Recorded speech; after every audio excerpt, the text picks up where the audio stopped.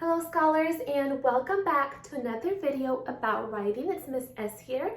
And this week we are going to be learning about narrative writing. Narrative writing is a lot of fun. And when I was a student, it was my favorite kind of writing because I could really make up things and write crazy stories. I even remember when I had to write a story that I was walking by a gate and I found a key. And then I had to make up what would happen. Now, we're not going to do that kind of writing today because that was when I was in 4th grade or something, much older. We're going to do a kindergarten narrative writing. And it's different than informational writing. We did informational writing last week. Informational writing teaches things. It's true writing. For example, I had one of the kiddos in my class write something about pandas, and she wrote, "Baby pandas take a nap after they eat," or something like that. And she did a really great job teaching people what pandas do after they eat. For informational writing, you get to make things up, and it could even be crazy stories and things out of your imagination that don't happen in real life. So this month we were supposed to go to the zoo, but because we can't, we're going to watch some videos about the zoo for science. And then you can write a story about what animal you would bring from the zoo. And I'm going to show you an example today. So I'm going to write over here, and it's not the wall. Even though it looks like it's the wall, it's actually not because I have paper and I already did some writing on this side. I take that. Okay, perfect. So at the top, you can't really see the words, but I have some boxes. Finger space, capital letter, punctuation, sentence makes sense, picture details.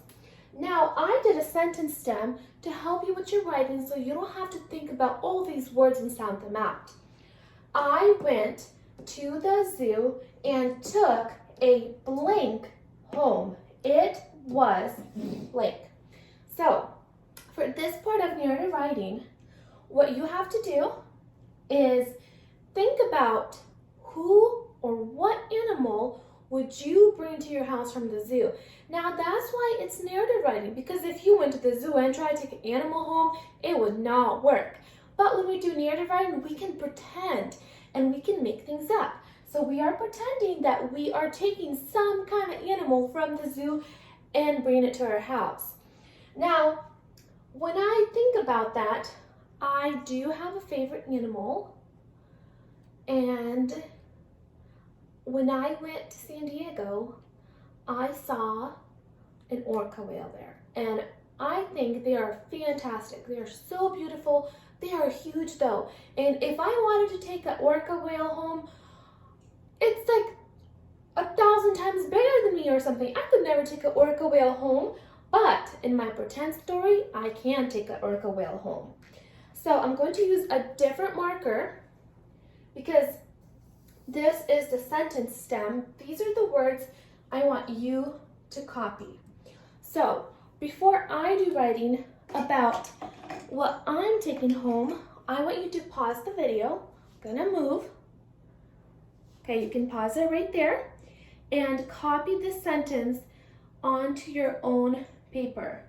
And make sure that you leave the lines like that. So go ahead and copy that. And then once it's all copied, you can start and play the video again. Okay, so for this part, for this video, I'm not going to show you what I did. I want you to give it a try, and then you can come back on a different day for part 2 and watch how I do my writing and to see if you need to fix anything in your own writing. Have fun writing!